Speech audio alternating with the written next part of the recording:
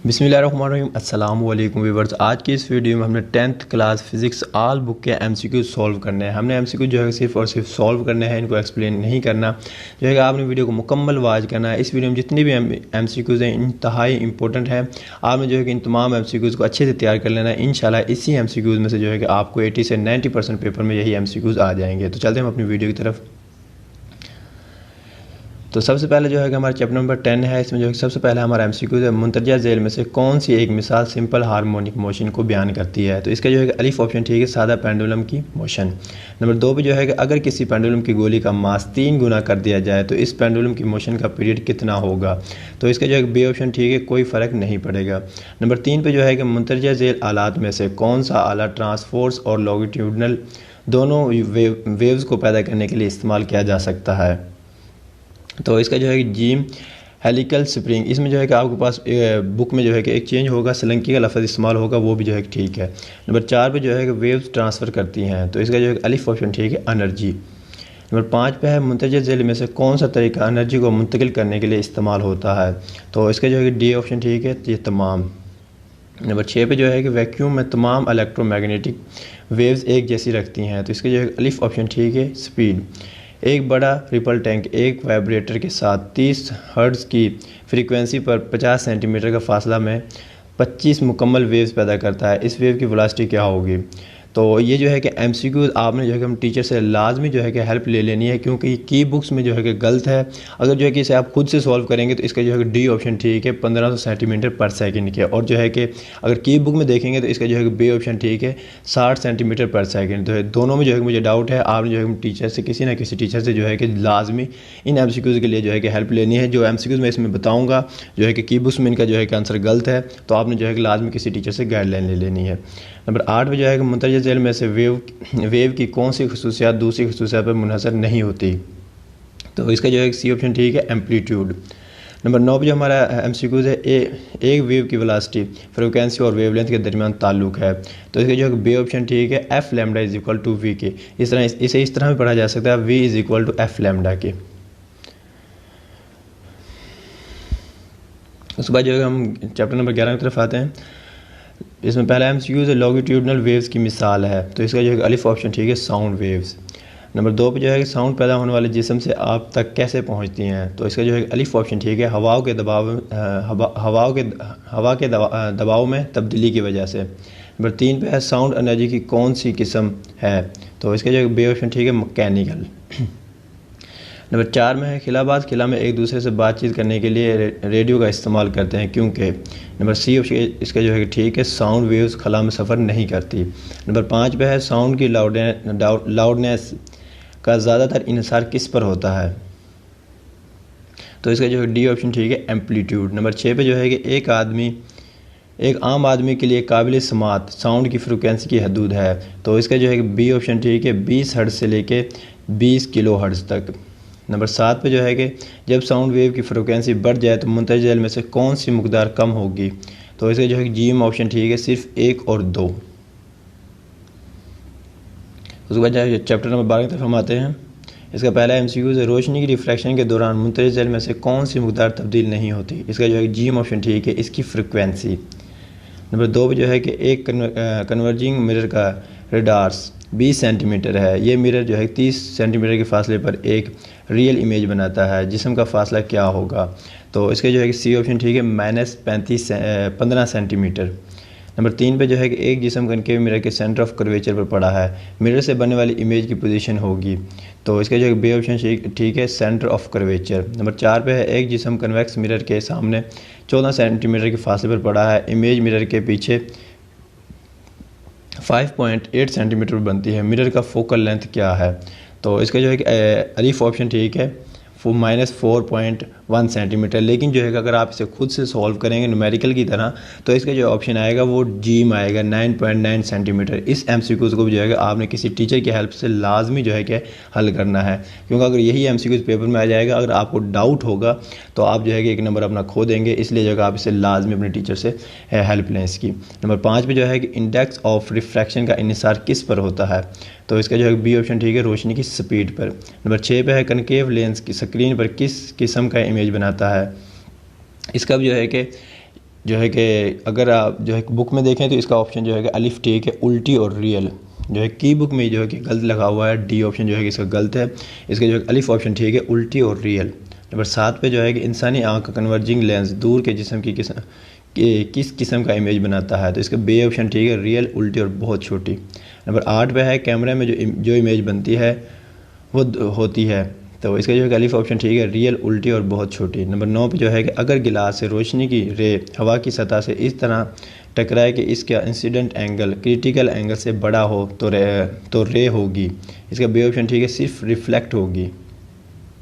Number 10 पे जो हमारा एमसीक्यू से रोशनी की रे जब पानी से हवा में दाखिल होती है तो इसका क्रिटिकल एंगल 48 पॉइंट जो है कि 8 सेंटी है। इसका मतलब ये है कि रोशनी के तमाम रेज जिनका एंगल ऑफ इंसिडेंट इस एंगल से बड़ा होगा, इसका बे ऑप्शन है, मुकम्मल तौर पर रिफ्लेक्ट होंगी।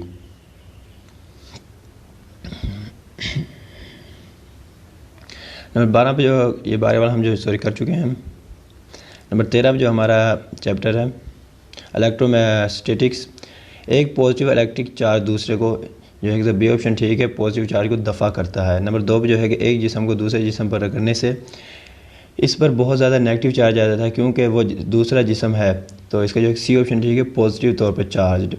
नंबर 3 पे जो है कि ये खुद से देख लें आप, दो गैर चार्जशुदा जिस्म ए और बी को आपस में रगड़ा जाता है। जब जिस्म बी को नेगेटिव तौर पर चार्ज किए गए जिस्म सी के लाया जाता है तो दोनों अजसाम एक दूसरे को दफ़ा करते हैं। मुतज़िल में से कौन सा जुमला ए के बारे में दुरुस्त है, तो इसका जो है बे ऑप्शन ठीक है, पॉजिटिव तौर पर चार्ज हो जाता है।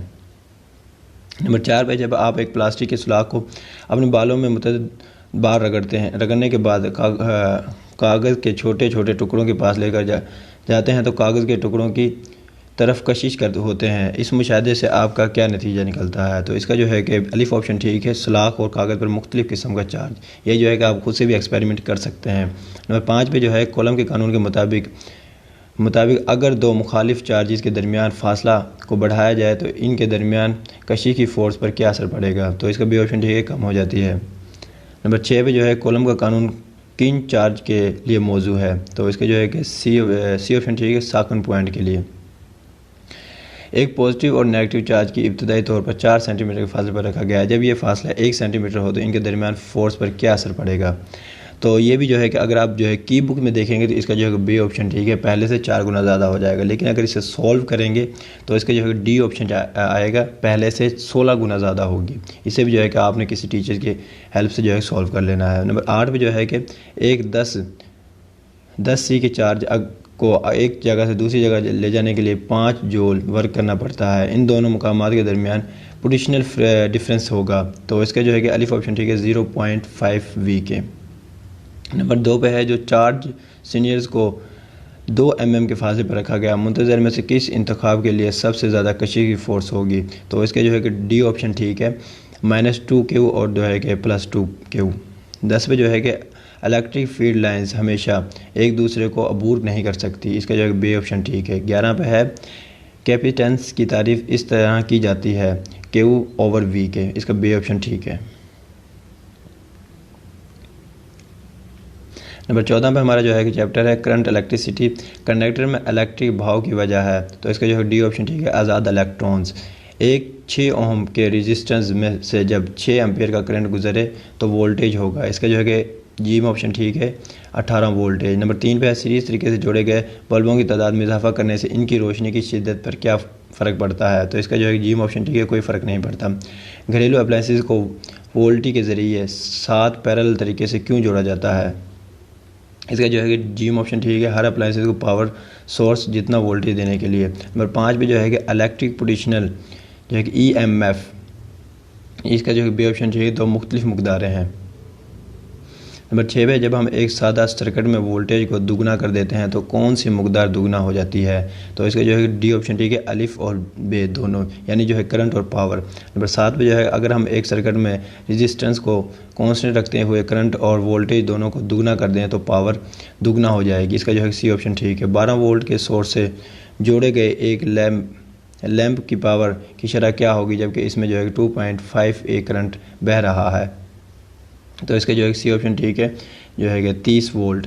नंबर 9 पे जो है कि सीरीज़ तरीके से जोड़े गए एक दो एक जैसे रेजिस्टेंस की रेजिस्टेंस का मजमूआ 8 ओहम है, पैरेलल तरीके से जोड़ने से इनकी रेजिस्टेंस का मजमूआ क्या होगा? तो इसका जो है कि अलिफ ऑप्शन ठीक है 2 ओहम। दुबारा नंबर जो है कि बाब नंबर 15 हमारा इलेक्ट्रोमैग्नेटिज्म। तो मैग्नेटिक पोल्स के मुतालिक कौन सा बयान दुरुस्त है? तो इसका जो है डी ऑप्शन ठीक है, अकेला मैग्नेटिक पोल अपना वजूद बरकरार नहीं रख सकता। नंबर 2 जो है कि एक बार मैग्नेटिक के अंदर मैग्नेटिक फील्ड की सिमत क्या हो सकती है? तो इसका बी ऑप्शन ठीक है, साउथ पोल से नॉर्थ पोल की तरफ। ये जो है कि गलत ऑप्शन है। अगर जो है कि अगर आप जो है कि इसका ऑप्शन जो है कि ये ठीक है, साउथ पोल से नॉर्थ पोल की तरफ। लेकिन अगर की बुक में आप देखा जाएगा तो इसमें जो है कि अलिफ ऑप्शन आपको मिलेगा नॉर्थ पोल से साउथ पोल की तरफ। ये जो है कि ऑप्शन गलत है, ये बी वाला जो है कि इसका ऑप्शन ठीक है। मज़ीद जो है कि आप किसी टीचर से अपनी गाइडलाइन ले सकते हैं। नंबर 3 पे जो है कि मैग्नेटिक फील्ड की मौजूदगी का पता कैसे लगाया जा सकता है? तो इसका जो है कि डी ऑप्शन ठीक है, मैग्नेटिक नीडल से। नंबर 4 पे है, अगर मैग्नेटिक फील्ड में अमूदन रखी हुई वायर में से बहने वाला करंट की मकदार को बढ़ाया जाए तो वायर पर अमल करने वाली मैग्नेटिक फोर्स, तो इसका ऑप्शन ठीक है, बढ़ेगी। नंबर 5 पे है, डीसी मोटर तब्दील करती है इलेक्ट्रिकल एनर्जी को मैकेनिकल एनर्जी में, जो है कि इसका सी ऑप्शन ठीक है। डीसी मोटर का कौन सा हिस्सा हर आधे साइकिल के बाद कोयल में से बहने वाले करंट की सिमत को तब्दील कर देता है? इसका जो है कि बी ऑप्शन ठीक है, कम्यूटेटर। नंबर 7 पे जो है कि इंड्यूस्ड ईएमएफ की सिमत सर्किट में किस कानून के मुताबिक होती है? इसका जो डी ऑप्शन ठीक है, एनर्जी की कंजर्वेशन के कानून के मुताबिक। नंबर 8 पे है, सेटअप अप ट्रांसफार्मर। तो इसका जो है डी ऑप्शन ठीक है, कि सेकेंडरी कोयल में कम चक्कर होते हैं। नंबर 9 पे जो है, अगर ट्रांसफार्मर के चक्करों की निस्बत 10 हो तो N S is equal to N P over 10 के। इसका जो है जी ऑप्शन ठीक है। नंबर 16 पे जो है कि हमारा है बुनियादी इलेक्ट्रॉनिक्स, ऐसा तरीक़ाकार जिसमें पीतल की गर्म सतह से इलेक्ट्रॉन्स खारिज होंगे। इसका जो है डी ऑप्शन ठीक है, थर्मियोनिक एमिशन। नंबर 2 पे जो है कि ऐसे पार्टिकल जो गर्म कैथोड की सतह से खारिज हों कहलाते हैं। तो इसका जो है डी ऑप्शन ठीक है, इलेक्ट्रॉन्स। किस गेट से लॉजिक ऑपरेशन हासिल होता है? तो इसका जो है डी ऑप्शन जी में ऑप्शन ठीक है, नेंड। इसमें जो है कि ये पूरा चैप्टर जो है की बुक में आपको गलत मिलेगा। इस चैप्टर के मुताबिक जो है कि आपने अपने टीचर से जो है कि लाजमी गाइडलाइन लेनी है। नंबर 4 पे जो है कौन सा गेट इस्तेमाल करें तो एंड गेट जैसी जो है कि आउटपुट हासिल होती है? इसका जो है डी ऑप्शन ठीक है, नैंड गेट। नंबर 5 पे जो है कि नार गेट की आउटपुट 1 होगी अगर दोनों इनपुट हों, बी इज इक्वल टू 0 और A is equal to 0। C option ठीक है। अगर X is equal to A dot B तो लेवल 1 पर होगी अगर बी इज इक्वल टू 1 और ए इज इक्वल टू 1। इसके जो है कि ऑप्शन नंबर 7 है, जो नैंड गेट की आउटपुट 0 होगी अगर बी इज इक्वल टू 1 और ए इज इक्वल टू 1 हो। तो चैप्टर नंबर 17 की तरफ हम आते हैं। Information and communication technology, computer technology में इंफॉर्मेशन का मतलब है। इसका जो है कि सी ऑप्शन ठीक है, जो है प्रोसेस डाटा। नंबर 2 पे जो है कि सैटेलाइट और ज़मीन के दरमियान मुनासिब और ज़्यादातर कम्युनिकेशन का ज़रिया कौन सा है? माइक्रोवेव्स।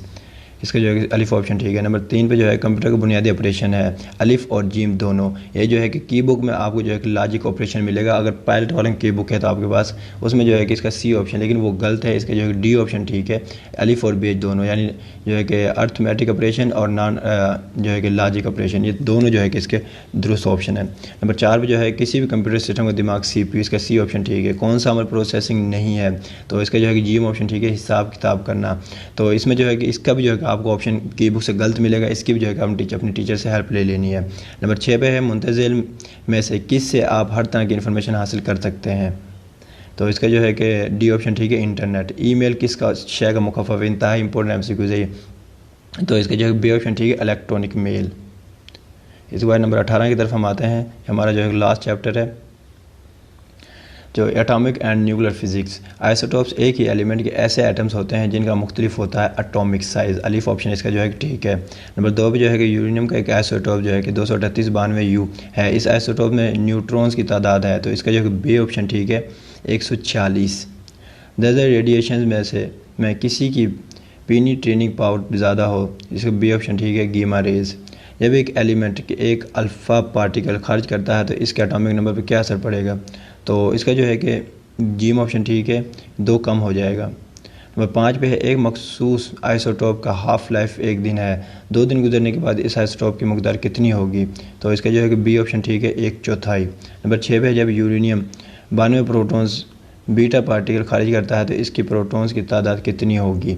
तो इसका जो है कि डी ऑप्शन ठीक है 93 या 93। नंबर 7 पे जो हमारा एमसीक्यूज है, सूरज किस अमल के ज़रिए एनर्जी खारिज करता है। तो इसका जो है बी ऑप्शन ठीक है न्यूक्लियर फ्यूज़न के ज़रिए। नंबर 8 पे जो है जब एक भारी न्यूक्लियस 2 छोटे न्यूक्लियाई में तकसीम होता है तो इस अमल से इसका अलिफ ऑप्शन ठीक है न्यूक्लियर एनर्जी खारिज होगी। नंबर 9 जो है कार्बन डेटिंग किस असूल पर काम करती है। तो इसका जो है बी ऑप्शन ठीक है जब पौधे और जानवर मरते हैं तो ये ताज़ा कार्बन 14 का जो है कि इस्तेमाल तर्क कर देते हैं। तो आज की इस वीडियो में हमने जितने भी एमसीक्यूज़ गए हैं तमाम के तमाम इंपॉर्टेंट है। खासकर जो एमसीक्यूज़ मैंने आपको बताए हैं कि बुक में जो है मैक्सिमम एमसीक्यूज़ मैंने देखे हैं कि वो गलत लिखे हुए हैं। जो है कि बाज़ टीचर्स इन्हें जो है कि एमसीक्यूज़ सॉल्व नहीं करवाते कि की बुक से देख लें, लेकिन की बुक में मैक्सिमम एमसीक्यूज़ गलत हैं। आपने जो है कि अपने किसी ना टीचर से जो है कि किसी टीचर के पास जाके अपने तमाम एमसीक्यूज़ जो है दोबारा से सॉल्व करवा लेने हैं। तो आज की मेरी वीडियो मुकम्मल होती है। इंशाल्लाह मिलते हैं नेक्स्ट वीडियो में। अल्लाह हाफिज़।